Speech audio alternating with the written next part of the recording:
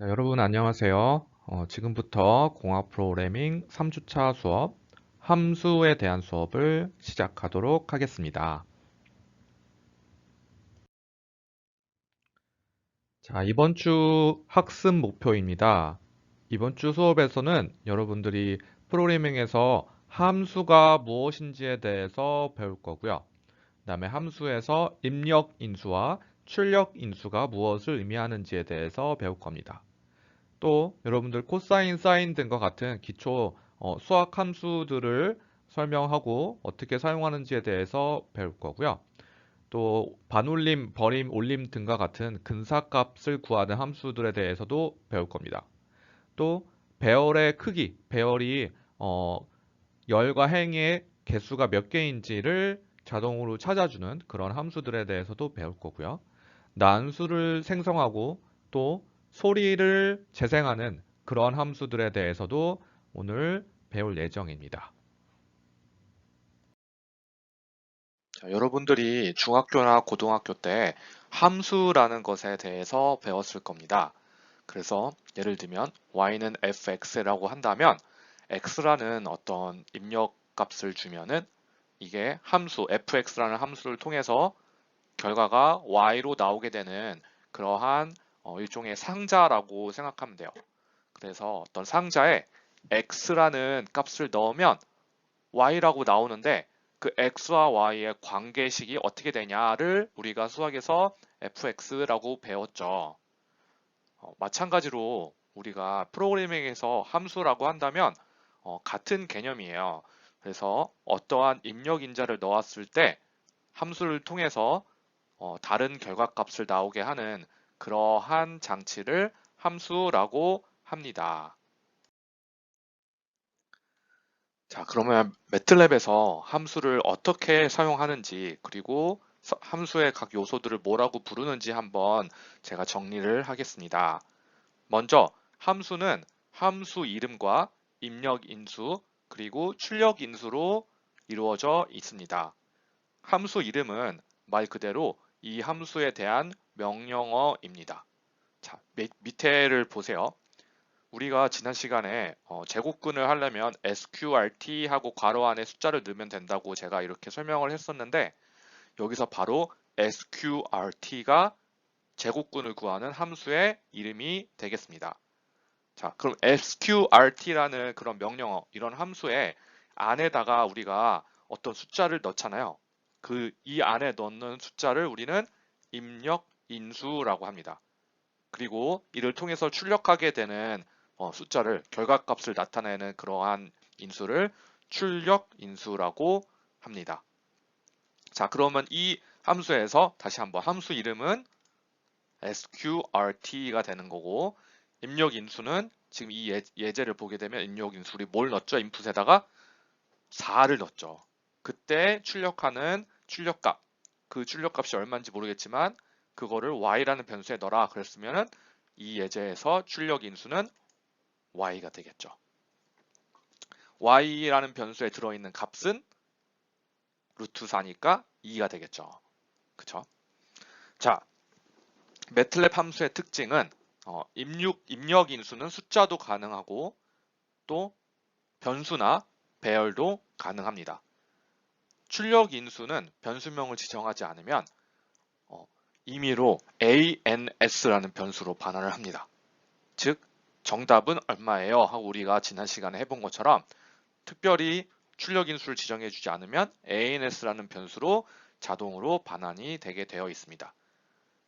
그리고 입력과 출력 인수가 지금 제가 보여드린 sqrt라는 함수에서는 한 개씩이었는데 입력 인수가 여러 개인 함수도 있고 출력 인수가 여러 개인 함수도 있고 또 입력 인수와 출력 인수가 모두 여러 개인 함수도 있습니다.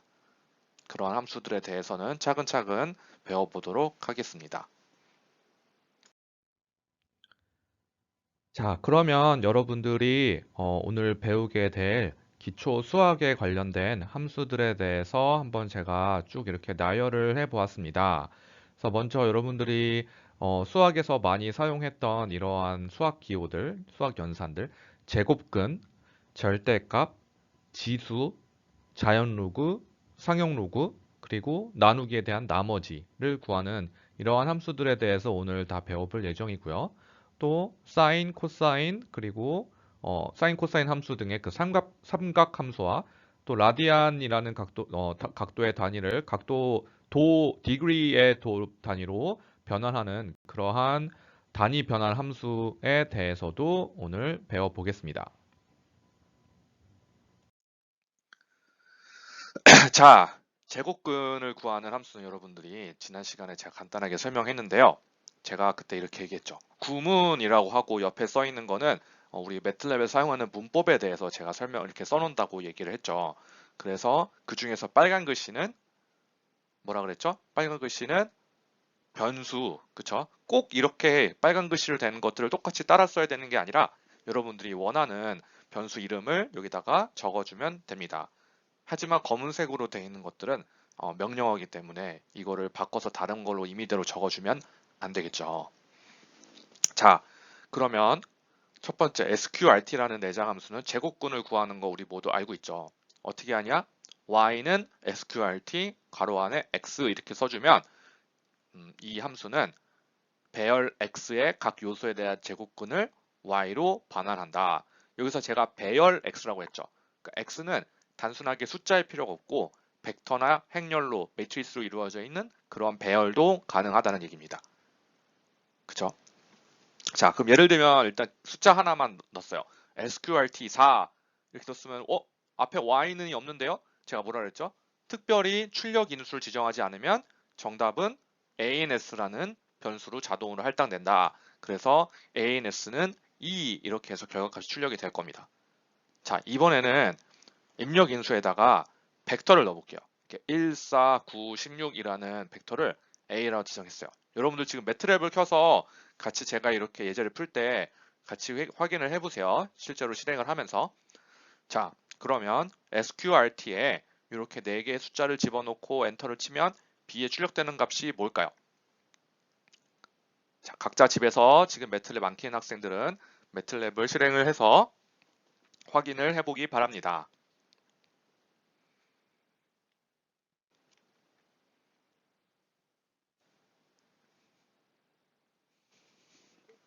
자, 뭐라고 나오나요? 그쵸. 1, 2, 3, 4 이렇게 나오겠죠. 그래서 1을 제곱근하면 1, 4의 제곱근은 2, 9의 제곱근은 3, 16의 제곱근은 4이기 때문에 1, 4, 9, 16이라는 벡터를 한 번에 넣으면은 1, 2, 3, 4라는 벡터로 반환이 되겠습니다. 자, 다음은 절대값을 구하는 그런 내장 함수입니다. 절대값이 영어로 뭐죠?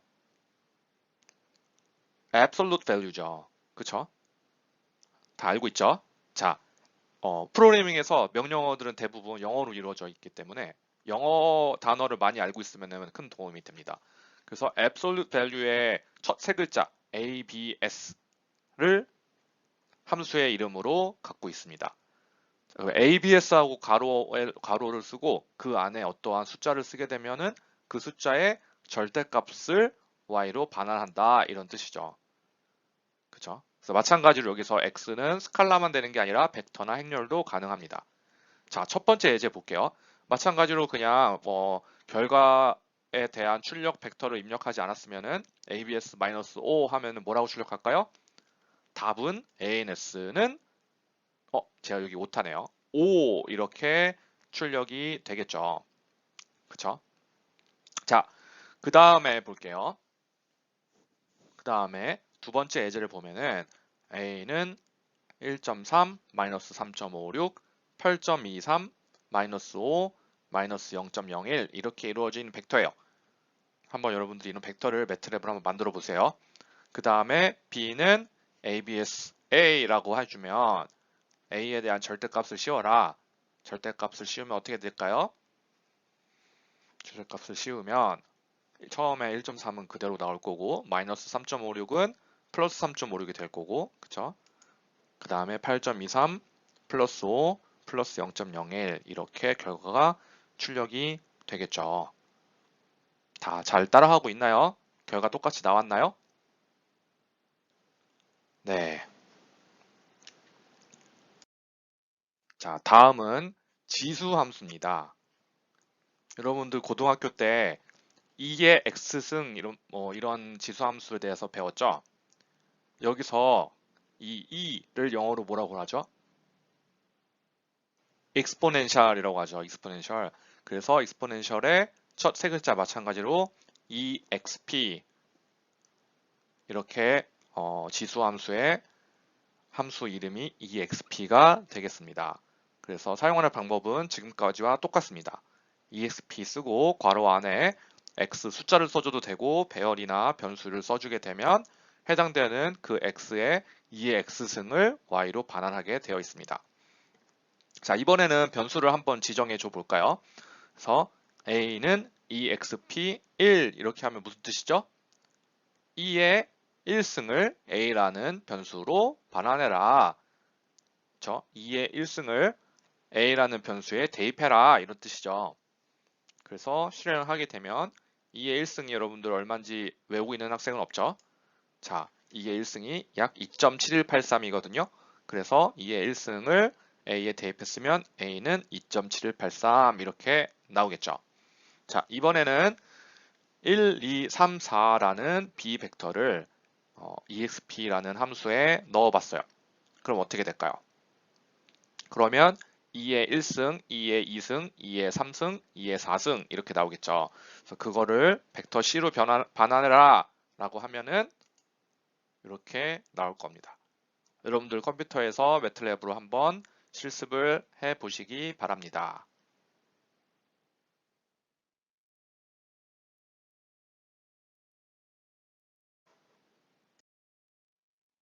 지수 함수를 했으니까 다음은 자연 로그 함수입니다. 로그는 크게 두 가지가 있죠. 우리가 많이 사용하는 로그가 자연 로그가 있고 뭐가 있죠? 상용 로그가 있죠. 그래서 우리가 중학교나 고등학교 때 일반적으로 여러분들이 로그, LOG라고 한다면 상용 로그를 떠올렸는데 매트랩에서는 LOG 그냥 로그 이렇게 써주면 이거는 자연 로그를 의미합니다. 자, 다시 한번 자연 로그를 의미하는 함수의 함수 이름이 그냥 로그, LOG이다. 그래서 이건 상용 로그가 아니라 자연 로그인 lnx 값을 의미하는 겁니다. 자, 그러면 예제를 볼게요. 로그 함수에 1을 넣으면 어떻게 되죠? 로그 1은 0이죠. 그쵸? 지금 따라하고 있죠?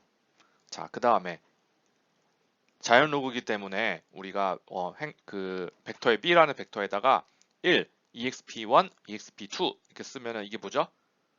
1, 2, 2의 제곱이죠. 그러면 이거를 로그 함수에 넣어주면 답이 어떻게 나올까요? 자, 그쵸? 0, 1, 그리고 2가 나오겠죠. 수학 시간이 아니니까 왜 그런지는 제가 부연 설명하지 않을게요.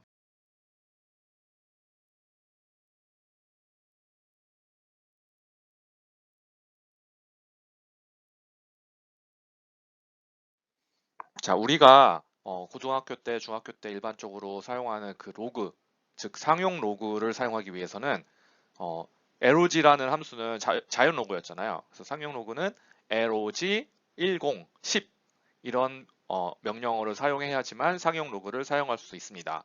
그래서 로그 상용 로그 예를 들면 상용 로그 1을 원한다. 그러면 로그 10 하고 괄호 열고 1 이렇게 써주면 되겠죠. 자, 첫 번째 예제가 로그 1이죠. 그죠? 그럼 상용 로그 10에 가로 안에 1 써주면 답은 아까와 마찬가지로 a는 0 이렇게 나올 거고, 그쵸? 만약에 벡터로 넣어주고 싶으면 이렇게 1, 10, 100 해서 상용 로그를 쓰고 싶으면 로그 10에 b를 넣어주게 되면 어떻게 되죠? c는 0, 1, 2 이렇게 나옵니다. 자, 마찬가지로 여러분들 지금 따라해 보세요. 다음은 조금 다른 유형의 함수를 한번 볼게요. 이번에 배울 함수는 나머지를 구하는 그런 함수입니다.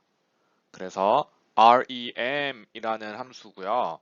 REM이라는 함수는 나머지의 나눗셈을 했을 때 그 나머지를 찾는 함수인데요. 이때 여기 보면은 REM 괄호 열고 A, B라고 돼 있죠. 입력 인수가 두 개예요. 두 개를 넣어줘야 돼요. A와 B. 왜 두 개냐? 뭐로 나눌지 우리가 뭐 3을 뭐 2로 나눈다. 23을 5로 나눈다. 이렇게 두 개의 숫자가 있어야 나눗셈이 되잖아요. 그래서 입력인수가 두 개인 함수입니다. 그때 나머지의 값을 r로 반환한다. 그래서 조금 어려울 수 있는데 여러분들이 밑에 예제를 보면은 쉽게 이해를 할 수 있을 거예요. 자, 볼게요. rem 24,5 하면은 무슨 뜻이냐? 23을 5로 나눴을 때 나머지가 얼마일까요? 하라는 뜻이죠. 그리고 그 값을 r이라는 변수에다 넣어주세요 라는 뜻이에요. 그럼 어떻게 되죠? 23 나누기 5는 얼마죠? 몫이 4고 나머지가 3이죠. 그래서 우리 몫이 궁금하지 않아.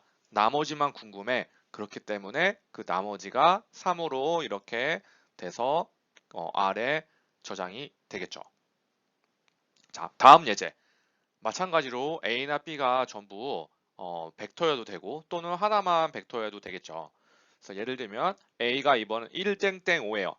이거 뭐라 그랬죠? 1땡땡5. 1에서 5까지 땡땡이 하나밖에 없으니까 1씩 커지는 거죠. 그쵸? 즉 1, 2, 3, 4, 5라는 배열을 의미합니다. 1, 2, 3, 4, 5를 3으로 나누면 어떻게 될까요? 먼저 첫 번째 1은 3으로 나누면 나머지가 1, 2도 나머지가 2, 그 다음에 3이 되면 나머지가 0이 되겠죠. 그리고 다시 1, 2 이렇게 되니까 결과값이 1, 2, 0, 1, 2 이렇게 나오겠죠. 이해가 되나요? 자, 한번 따라해 보세요. 자, 이번에는 삼각함수에 대해서 배워보겠습니다. 자, 먼저 사인 함수에 대해서 할게요. 사인은 저번에 제가 얘기했던 것 같은데 사인 함수는 똑같이 수학처럼 sin 이렇게 사용하면 됩니다.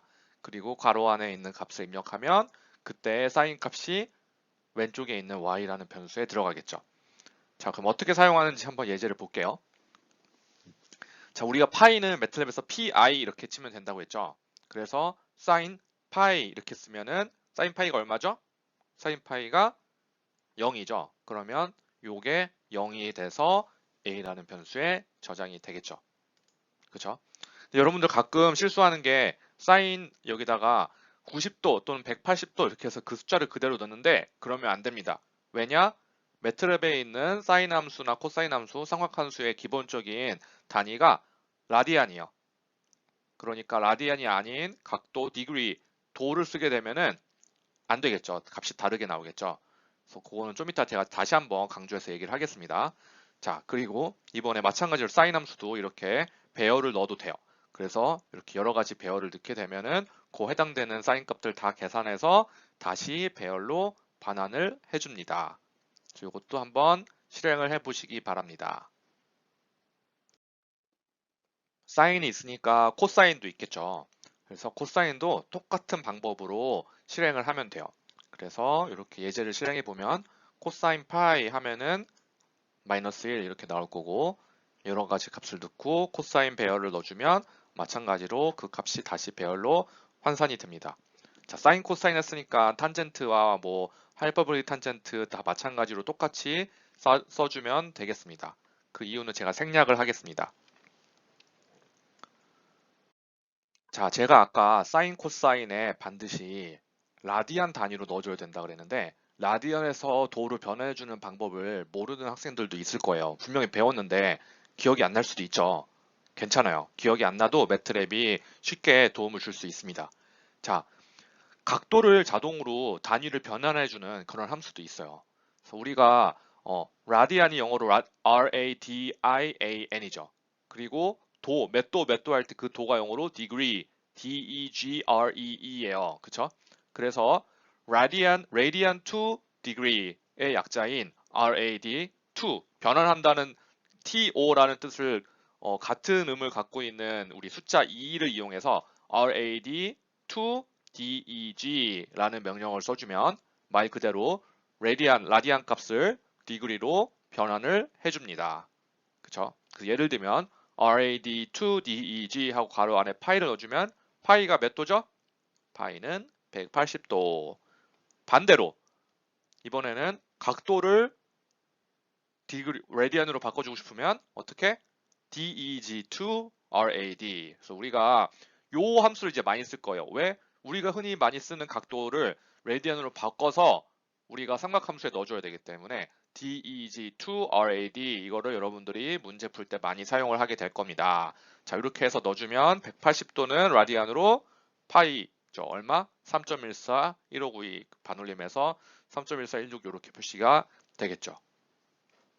이것도 한 번씩 따라해 보시기 바랍니다.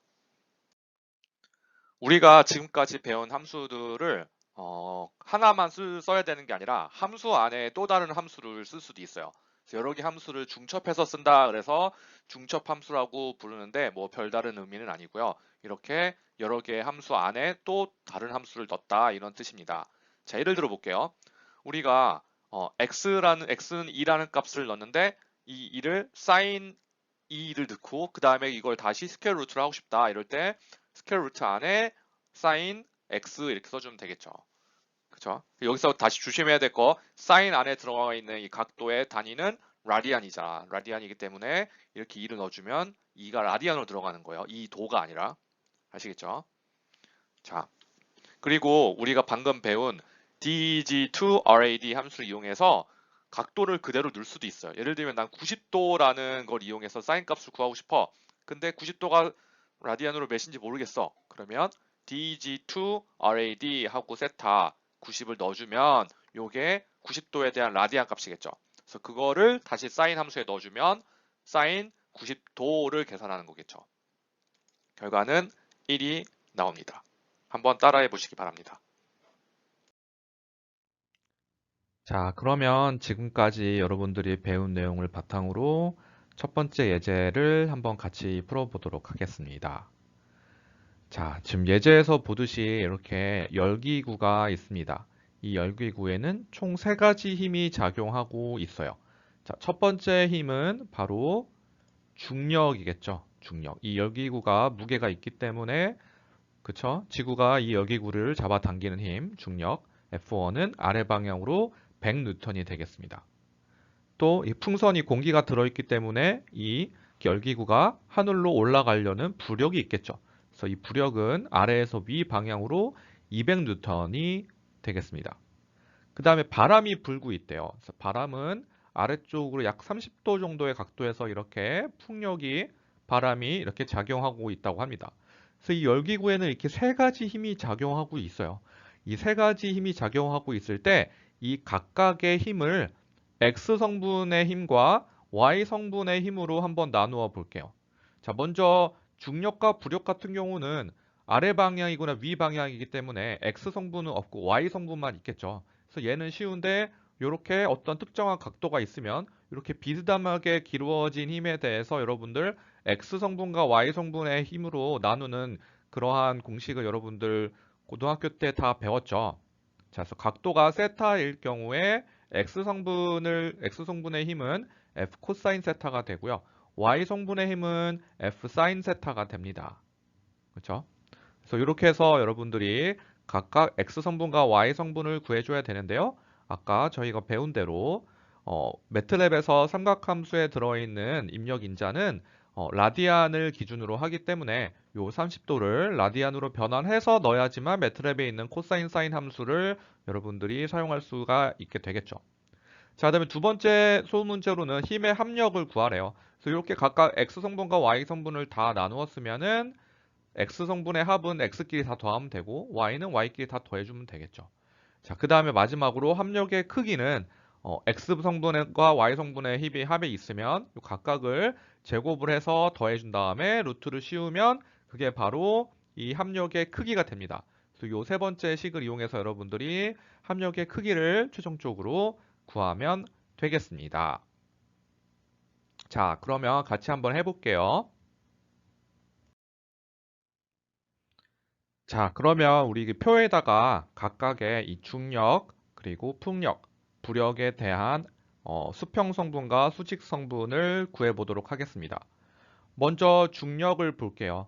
중력은 아래 방향으로 100N, Y가 플러스가 위로 올라가는 거니까 아래 방향이면 마이너스가 되겠죠. 그리고 X 성분은 없죠. 그래서 X 성분은 0, Y는 마이너스 100이 되겠습니다. 자, 두 번째 힘인 풍력을 보면은 50N으로 그쵸?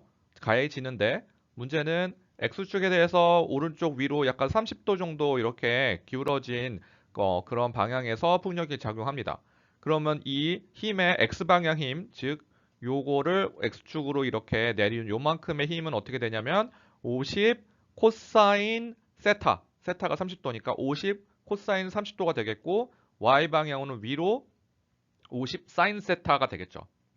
그래서 50 코사인 30도, 50 사인 30도가 되겠죠. 그 다음에 세 번째 부력은 아래에서 위로 200N, X방향으로는 없고 Y방향으로 위로니까 0과 플러스 200이 되겠죠. 자, 그러면 요 세 가지 힘을 전부 다 더하면 어떻게 될까요? 먼저 X 성분끼리 다 더하면 0 더하기 50 코사인 세타 더하기 0 하면은 50 코사인 30이고 Y 방향은 마이너스 100 더하기 25 더하기 200 하면은 125가 나오겠죠. 그래서 이런 식으로 우리가 힘의 합력을 X 성분, Y 성분 따로 구분해서 이렇게 더해줄 수 있습니다. 아시겠죠? 자, 이거를 우리가 이렇게 표에 계산한 거를 이제 벡터로 다시 만들어 줄까요? F1은 그러면 뭐죠? 첫 번째 방에는 0이 들어가고 두 번째 방에는 마이너스 100이 들어가니까 대괄호 안에 0 마이너스 100. 그리고 F2는 50 코사인 30도, 50 사인 30도, 그리고 F3는 0, 200이 되겠죠. 그래서 이렇게 여러분들 매트랩에 넣어주면 되는데 주의해야 될 점은 여기 코사인과 사인에 지금 우리가 넣어야 되는 게 30도 각도가 그죠? 단위가 도로 되어 있죠. 그래서 이거 매트랩에서는 코사인이나 사인에 들어가는 입력 인수가 단위가 라디안이라 그랬죠. 그래서 이 각도를 라디안으로 바꿔서 여러분들이 집어넣어 줘야 되겠습니다. 자, 요거 가지고 여러분들이 한번 매트랩에서 이걸 한번 계산해 보세요. 그리고 다음 장에 제가 동영상으로 여러분들 요 예제 푸는 문제를 설명을 해줄 테니까 혹시나 잘 모르겠는 학생들은 다음 장 보면서 따라해 주기 바랍니다.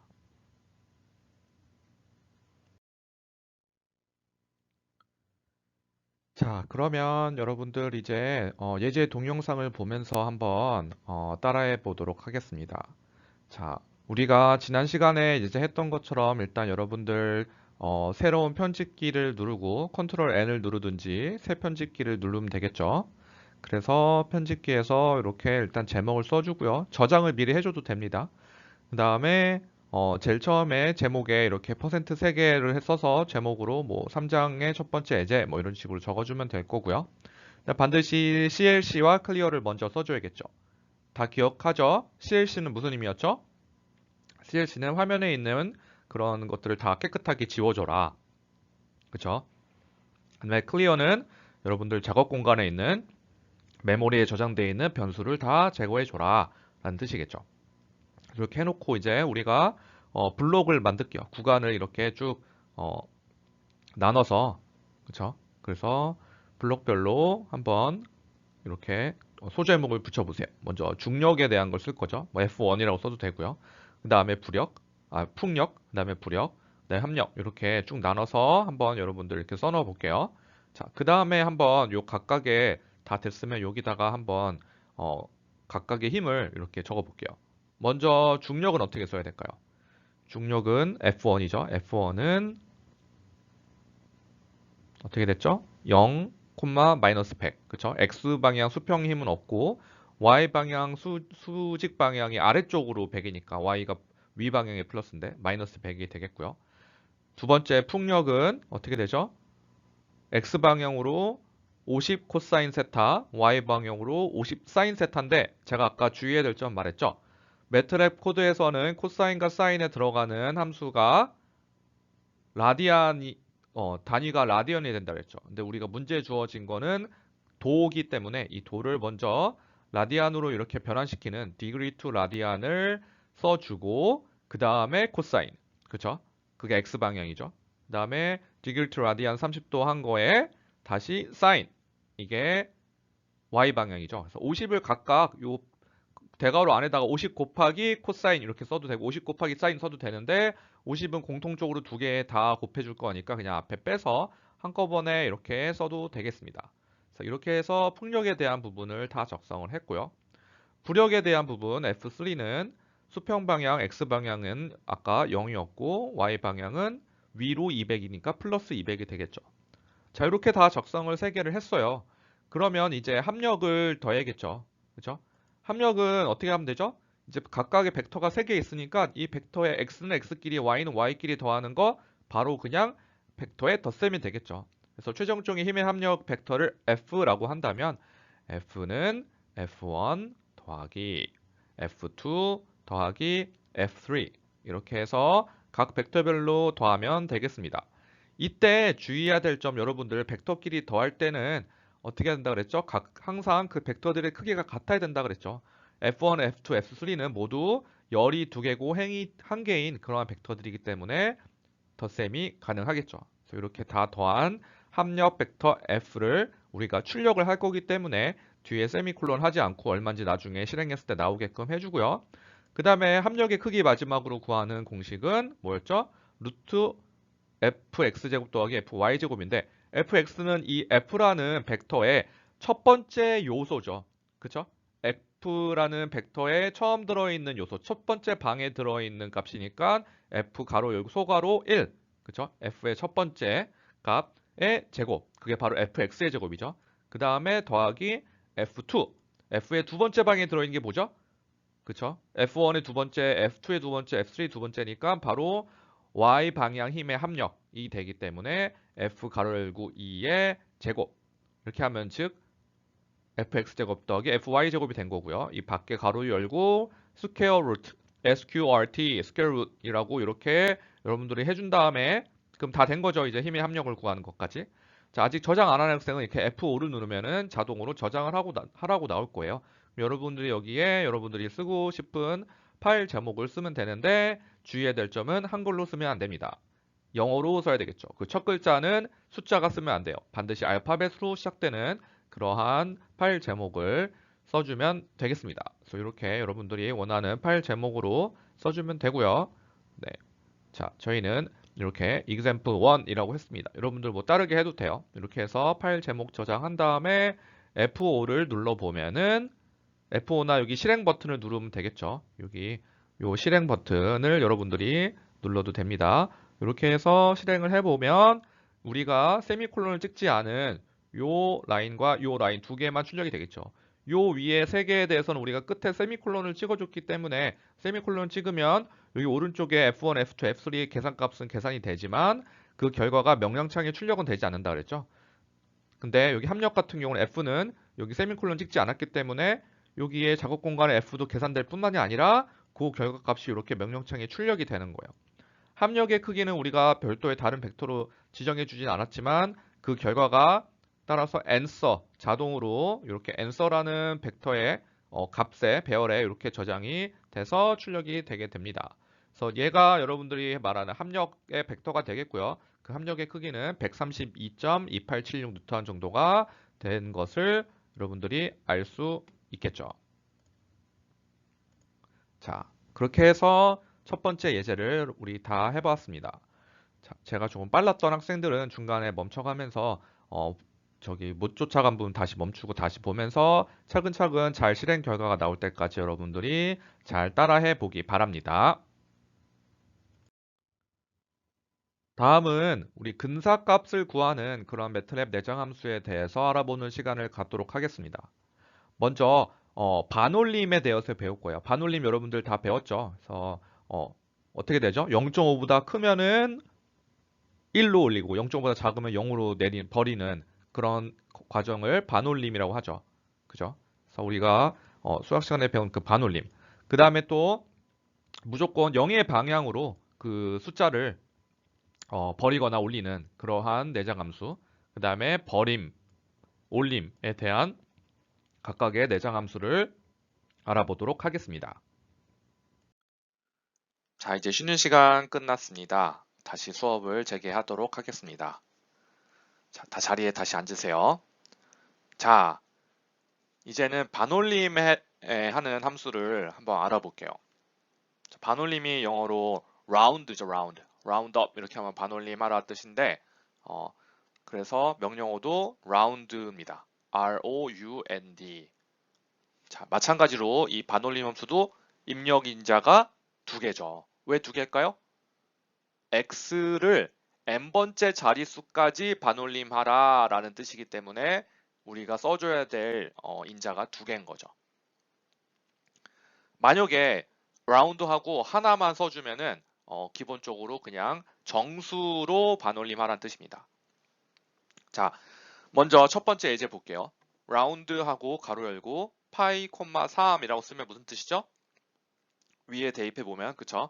파이를 세 번째 자릿수, 소수점 세 번째 자릿수까지 반올림해라 라는 뜻이죠. 그러면 어떻게 될까요? 3.14, 15에서 네 번째 자리 5에서 반올림하니까 3.14, 2가 되겠죠. 그쵸?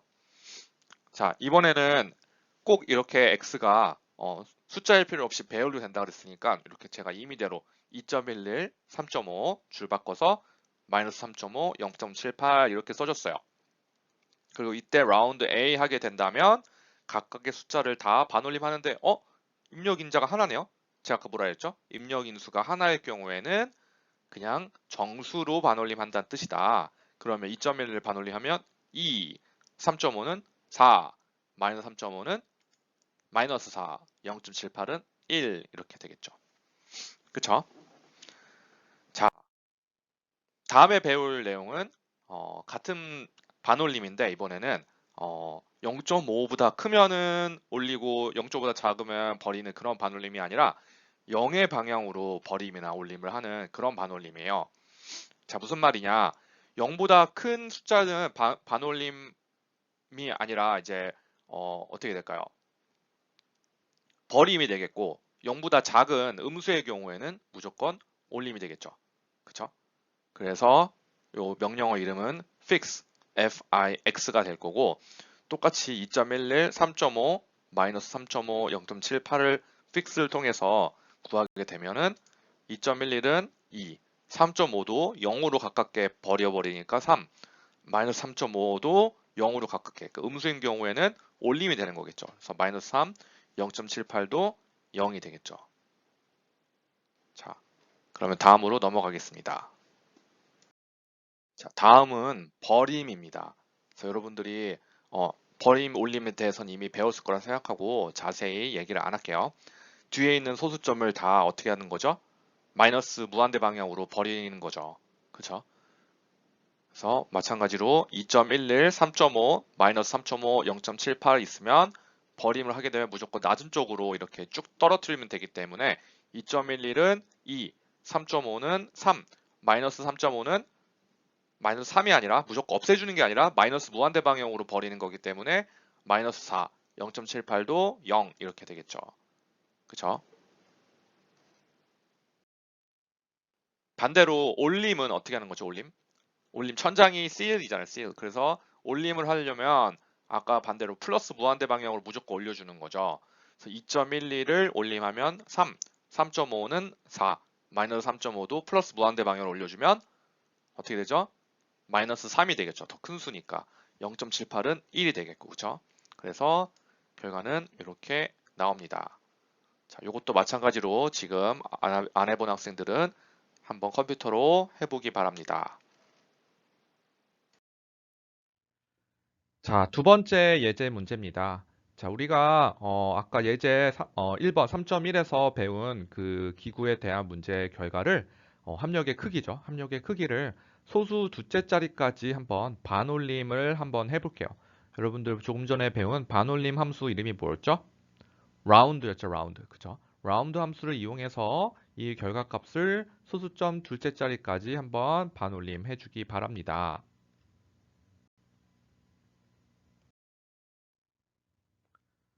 자, 여러분들 아까 저장했던 그 스크립트 파일을 한번 불러와 주세요. 뭐 새로 작성해도 되는데 아까 했던 거 위에다 다시 한번 써볼게요. 그래서 아까 이렇게까지 합력의 크기까지 정했죠. 자, 그러면 이제 그 다음에 새로운 섹션을 만들어서 새로운 섹션을 이렇게 또 퍼센트 두 개 이용해서 이제 둘째 자리에서 반올림 하는 걸 만들어 볼게요. 자, 요거 이제 반올림 하는 걸 하려면 이 결과값이 아까 ANS라는 변수에 자동으로 저장돼서 그걸 이용해서 해도 되고요. 아니면 요 식을 다시 한번 이렇게 여기 안에다가 써줘서 해도 됩니다. 자, 일단 저는 요 답을 아까 방금 전에 얻었던 요 답이 요 위에 합력의 크기 어딨죠? 합력의 크기가 제가 펜으로 표시해 줄게요. 여기서 얻은 요 협력의 크기가 사실 아까 ANS라는 그 변수에 저장이 되잖아요. 마지막 결과값이니까. 그럼 바로 전에서 얻은 그 ANS에 있는 거를 소수점 둘째 자까지 반올림해라 라고 하는 명령어는 바로 라운드 함수가 되겠죠. 그래서 라운드 함수를 이용해서 여러분들이 이렇게 쭉 계산을 해주면 실행을 해주면 그러면 새로운 앤서에 이 새로운 답이 나오겠죠. 그래서 뭐 example 2로 해도 되고 기존에 있던 거 그냥 똑같이 그 위에 덮어쓰기 해도 되고요. 해서 여러분들 저장해서 실행을 해보면 어떻게 나오죠? 어떻게 나오죠? 이렇게 다 나왔나요? 그렇죠? 원래 요 합력의 크기는 132.28 출력이었는데 얘를 둘째 자리까지 반올림했더니 132.29 해서 ANS라는 변수에 요게 마지막으로 저장이 되게 되겠죠. 그럼 ANS에는 이 둘 중에 어느 게 마지막에 저장이 될까요? 항상 덮어 씌우기가 되기 때문에 여기 오른쪽에 여러분들 작업 공간 보면은 마지막에 남는 ANS는 132.2876이 아닌 132.29가 남게 되겠죠. 자, 여기까지 여러분들 잘 안 나온 학생들은 다시 예제를 보면서 따라해 주기 바랍니다. 자, 이제 또 다른 함수들을 또 배워보겠습니다. 요번에 배울 함수는 배열의 크기를 알아내는 그런 함수예요. 그래서 배열, 그러니까 우리가 숫자 하나이거나 아니면 행으로 돼 있거나 열로 돼 있거나 또는 행렬 모두 이렇게 있는 그러한 배열일 경우에 그 배열의 크기가 얼마인지를 보는 거예요. 그래서 거꾸로 얘는 입력 인자는 하나예요. 어떤 행렬만 넣어주면 돼요. 근데 행렬에 열의 개수가 있고 행의 개수가 있고 열의 개수가 있잖아요. 그래서 출력 인수는 두 개가 되겠죠. 그래서 예를 들어 볼게요. 1, 2, 3, 4, 그다음 줄 바꿔서 4, 5, 6 이런 행렬을 우리가 D라고 할게요. 그럼 이 D에 대한 배열의 크기를 알아내는 함수 이름은 size라는 함수예요. size. 사이즈가 우리가 사이즈, 크기를 사이즈라고 하잖아요. 그렇죠?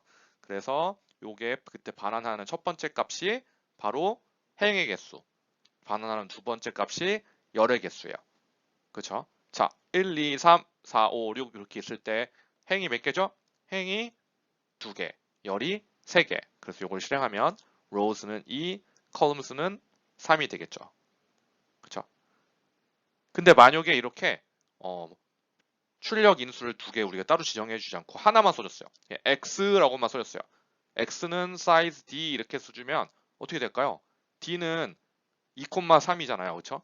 행이 두 개, 열이 세 개였는데 x 하나만 받아줬네? 어떻게 하는 얘기야?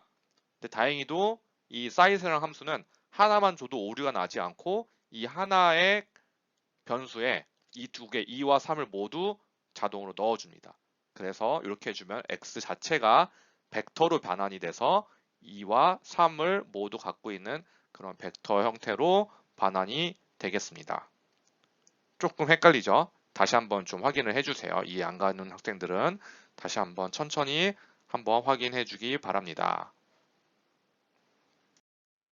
자, 배열의 크기를 알아내는 함수는 사이즈만 있는 게 아니라 length라는 함수도 있어요. length는 길이를 의미하는 거잖아요. 사실은 length는 이렇게 1차원 벡터의 길이를 알아내는 그런 함수예요. 그래서 1, 2, 3, 4 이렇게 벡터 원소가 몇 개죠? 4개죠. 이거에 대한 length A 이렇게 해주면 답이 원소의 개수인 4 이렇게 나오겠죠. 근데 만약에 length라는 함수에 이렇게 벡터가 아닌 행렬을 넣게 되면 어떻게 될까요? 행렬을 넣으면은 행과 열 중에서 큰 차원의 길이를 반환합니다. 그래서 이거 1, 2, 3, 4, 5, 6 하면은 행이 두 개, 열이 세 개죠. 어느 게 행이고 어느 게 열인지 중요하지 않아요. length라는 함수는 2와 3 중에 큰 거 얼마죠? 3. 그래서 답은 스칼라로 그냥 3 이렇게 반환을 해줍니다. 아시겠죠? 참 따라해 주시기 바랍니다. 자, 다음은 작업 공간에 있는 변수들을 파일로 저장하는 그런 함수에 대해서 알아보겠습니다. 제가 예전에 스크립트는 우리가 여러 명령어들을 저장하기 위해서 쓴다 그랬잖아요. 그래서 확장자가 m이라는 파일이었잖아요. 그쵸? 근데 그거는 우리가 만드는 이런 명령어들 자체를 이렇게 저장을 하는 거고, 명령어들 말고 우리가 A는 3, B는 4 이렇게 넣었을 때 여기 들어있는 값들을 그 변수들만 저장할 수는 없을까 하면은 있습니다. 그걸 저장하는 방법은 save, S-A-V-E라는 명령어를 쓰면 되는 거고요. 그때 저장하는 파일의 확장자는 MAT, 매트릭스 형태로 저장이 보통 되기 때문에 MAT 이렇게 저장이 됩니다. 그래서 저장하는 방법은 save라는 명령을 쓰고 괄호 안에 먼저 첫 번째는 파일명을 써줘야 되는데 항상 작은 따옴표 안에 써줘야 돼요. 그리고 콤마하고 거기 저장할 변수 이름들 쭉 나열해 주면 돼요. 자, 밑에 예제를 볼게요. A에다 3을 넣고 B는 4를 넣었어요. 근데 이 A와 B를 모두 저장하고 싶어요. 그러면 먼저 save하고 괄호 열어주고 우리가 원하는 저장하고 싶은 파일 이름을 적어주고 콤마 저장하고 싶은 변수명 A를 저장하고 싶으면 콤마에서 A 작은 따옴표를 적어주고 B도 하고 싶어. 그럼 또 콤마에서 B 만약에 C도 있었어. 또 콤마에서 C 이런 식으로 쭉 적어주면 되겠습니다. 다음은 저장했으니까 불러오는 방법도 있겠죠. 그쵸? 불러오는 명령어는 load겠죠. load. 거꾸로 load. load하고 마찬가지로 파일명을 불러주면 되는데 물론 특정한 변수만 불러올 수도 있는데 일반적으로는 다 불러오기 때문에 그냥 파일명만 이렇게 불러주면 저장할 때 저장했던 모든 변수들을 그대로 작업 공간으로 불러옵니다. 자, 그래서 하기 전에 일단은 우리 클리어를 해서 기존에 우리가 작업 공간에 있던 거를 다 한번 지워볼게요. 제대로 불러온지 봐야 되니까. 그럼 클리어를 한번 해주고 그 다음에 로드하고 가로 열고 test.mat라고 쳤을 때 우리가 저장했던 A와 B가 다시 불러와지는지 한번 확인을 해보시기 바랍니다. 자, 이번에는 좀 재미있는 함수를 한번 해볼게요. 소리를 재생하는 함수예요. 소리를 재생하는 함수는 함수의 이름이 소리니까 사운드가 되겠죠. 그쵸? 자, 우리 매트랩에는 기본적으로 여러 파일들이 그 프로그램 내에 내장이 돼 있어요. 그래서 예를 들면 핸델의 어떤 노래가 handle.mat 파일에 저장이 돼 있거든요. 그래서 이걸 숫자로 불러온 다음에 사운드 함수를 이용해서 사운드 y라고 해주면 그 신호 y를 얘가 재생을 하니까 한번 여러분들이 실행을 해보세요. 스피커가 집에 있으면 음량을 좀 줄여보기 바랍니다. 갑자기 너무 크게 나오면 옆에 계시는 부모님이나 아니면 다른 주변에 있는 친구들한테 방해가 될 수 있으니까 조금 줄여놓고 한번 이걸 따라해 보시기 바랍니다. 아마 실행을 하면 소리가 나오겠죠.